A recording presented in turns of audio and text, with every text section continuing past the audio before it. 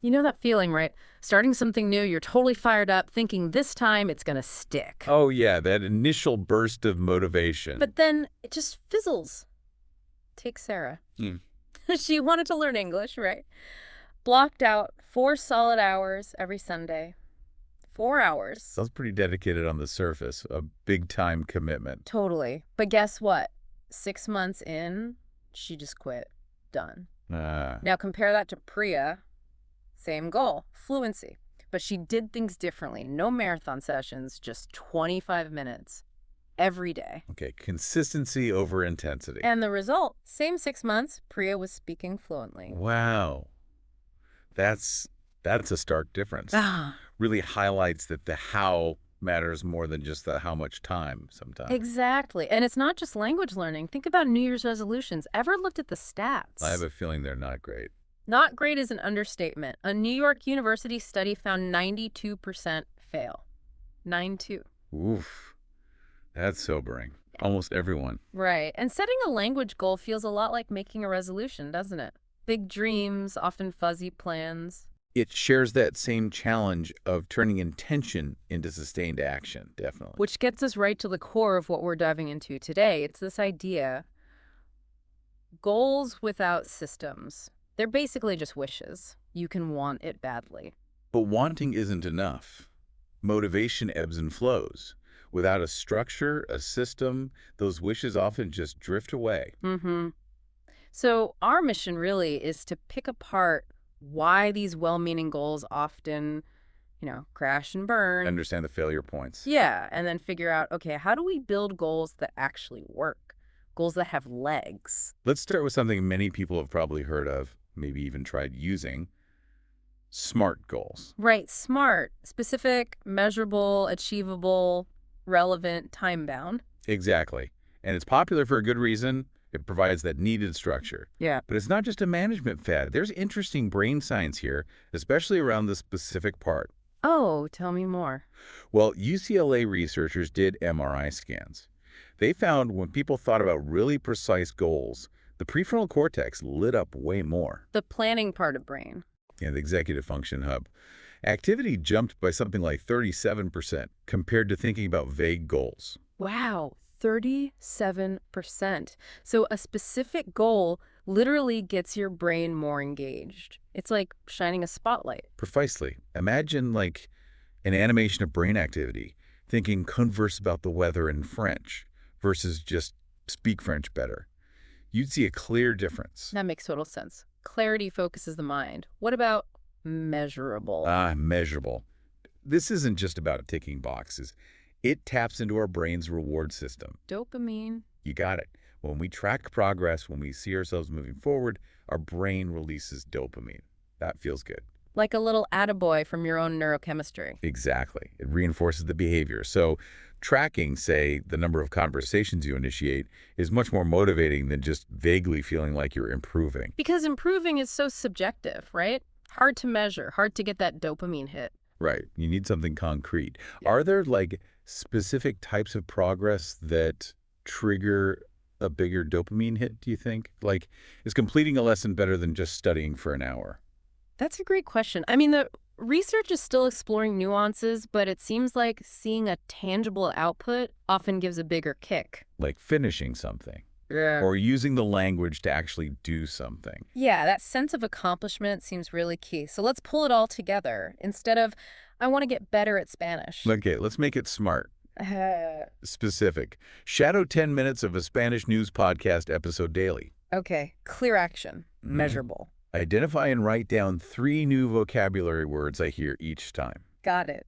Achievable. Start with 5 minutes if 10 feels like too much at first. Realistic. Relevant. Why are you doing this? This helps my listening comprehension for understanding colleagues in our Madrid office, tied to a real purpose. And time-bound. I'll do this consistently every weekday for the next 4 weeks. Clear deadlines. See? That feels so much more solid, doesn't it? Compared to just get better at Spanish. Night and day. Okay, listener challenge time. Think about this. Is the goal learn more vocabulary? A SMART goal. Just take a second. How would you rewrite that using the SMART framework? What would you change? Yeah, pause. and really think about applying it. That active step makes a difference. All right. Let's look at some goal makeovers. Real examples. Vocabulary is a big one people struggle with. Right. So the before goal might just be learn food words, Seems simple enough. but it's vague. Eh. How many? Which ones? How will you know you're done? It lacks. Well, everything's smart. So what's the after? The smart version. How about this? While cooking dinner each weeknight, identify and name every ingredient I use in target language. Take a photo of 3 ingredients I don't know the word for each week and learn those names. Ooh, I like that. It's active, it's contextual. And there's science behind why that's better. An Oxford study found that using multiple senses, seeing the food, touching it, smelling it, the action of cooking boosts retention by up to 70%. 70%. Yeah. That's huge. Much better than staring at a flashcard list. Way more effective because it's embedded in experience. Hey, what about fluency? The classic goal. Speak more smoothly. Another vague one. What does smoothly even mean? How do you measure it? Right. So the smart makeover. Could be something like, record a 60-second audio update about my workday in target language every Friday. Aim to reduce the number of pauses longer than 3 seconds by 10% each month. Specific action, clear metric, time frame. I see it. And a practical tip here. Use free software like Audacity. Record yourself, then play it back at, say, 0.75x speed. Oh, to catch the hesitation. Exactly. Slowing it down makes those filler words, the ums and uhs and the long pauses really jump out at you. It's eye-opening or maybe ear-opening. That's a brilliant, actionable tip. Okay, so we really want you, listening right now, to try this. Pause us if you need to. Grab a pen or open a note app. Rewrite one of your own language goals using this structure. I will do this specific action by this specific date so that I can achieve this clear purpose. Seriously, do it. Just writing it down makes it more real. It shifts something mentally. It really does. That act of formulating it, committing it to paper or screen, is a powerful first step. Absolutely. Now, people might be thinking, okay, this smart stuff sounds good for languages, but what about, the rest of life? Great question. And the answer is a definite yes. Yeah. This isn't just about language learning. The principles are universal. Because it's about how our brains work with goals, fundamentally. Exactly. The mechanics of setting and pursuing goals are pretty consistent. Take fitness instead of get fit. Which means nothing, really. Right. A smarter goal is do 15 minutes of yoga using my favorite YouTube channel at 7 a.m. every Monday, Wednesday, and Friday. And you mentioned a practical hack for that earlier. Lay out the yoga mat the night before. Put it right by your bed. Yeah. Reduce that morning friction. Make it easy to just start. Love it. Reducing friction. What about career goals? Like, get promoted. Everyone wants that, but it's not a goal you control directly. True. You make it actionable? Maybe. Yeah. Volunteer to lead one team meeting discussion per month and actively ask for feedback from 2 colleagues afterwards. So focusing on controllable actions that lead towards the promotion. Specific things you can do and track. Precisely. And even relationships. Date more is vague. Hopeless, almost. A better goal. Plan 2 coffee dates or low-key outings per month. During the date, keep my phone on airplane mode. Specific action, clear boundary for quality time. It's amazing how that structure applies everywhere. And what's fascinating is neurologically, your brain doesn't really care what the goal is. Learning vocabulary, mastering a presentation skill, planning a date. It uses the same pathways. Pretty much. The same networks for intention, planning, focus, and habit formation get activated.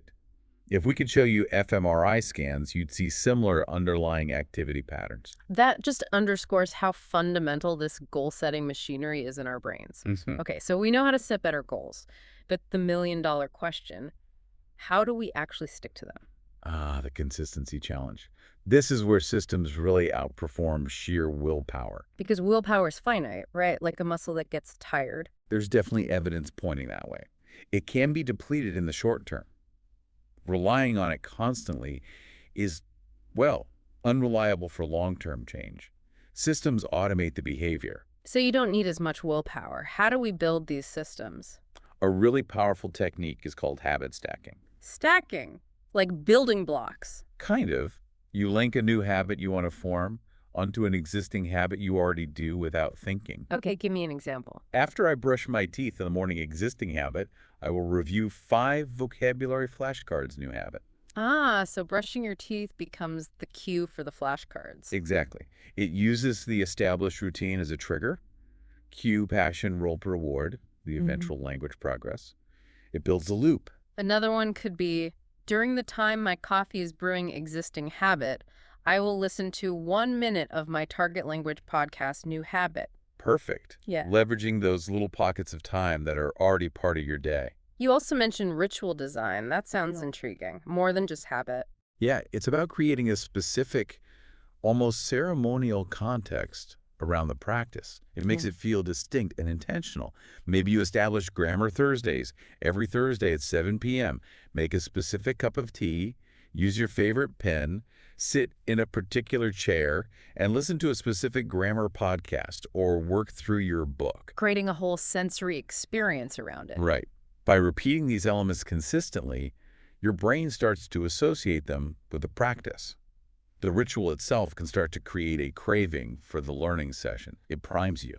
That's clever. Training your brain to look forward to it. And tracking progress is part of the system too, right? To keep the motivation up. Absolutely crucial for feedback and reinforcement. Lots of ways to do it. Like what? You can go low tech.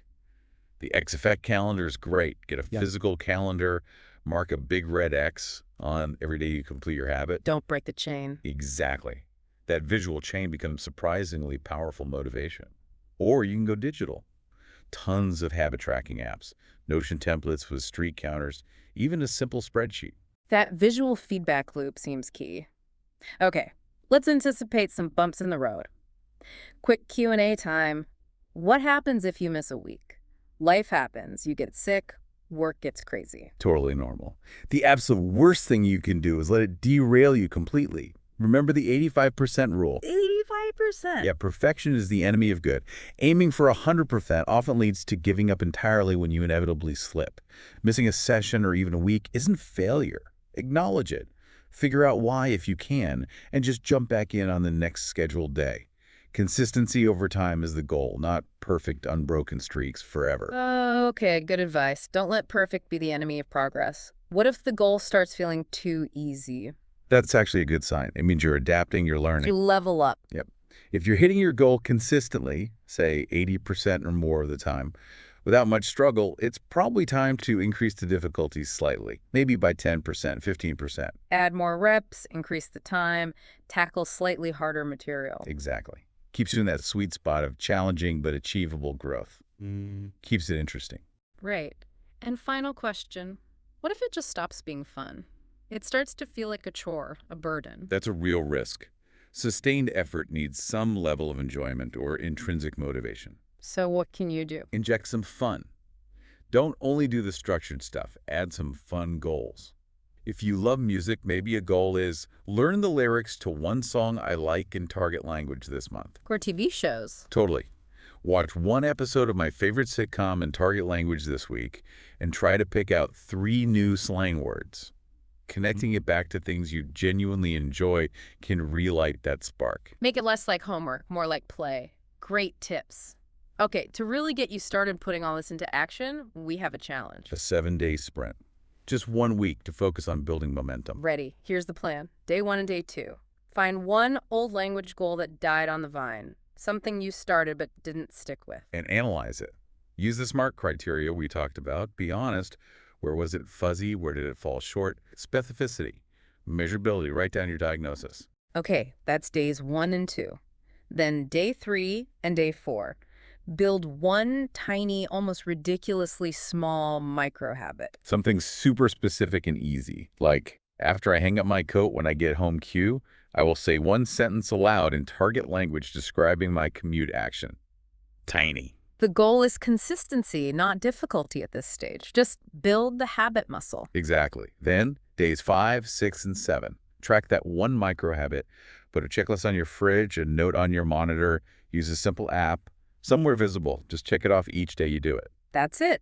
Diagnose, Build a micro habit, track it for 3 days. That's your 7-day sprint. It's designed to be achievable but impactful. It gets you moving from just thinking about goals to actually doing something systematic. So here's the bottom line for this week. In 7 days, you'll have one of two things. You'll either have excuses or reasons why you couldn't start the sprint, or you'll have results. Yeah. You'll have analyzed the past goal, built a new micro habit, and tracked it for a few days. You'll have momentum. And knowing you've stuck with us through this whole deep dive exploring these ideas, Yeah, I'm pretty confident which one you're going to choose. You're choosing results.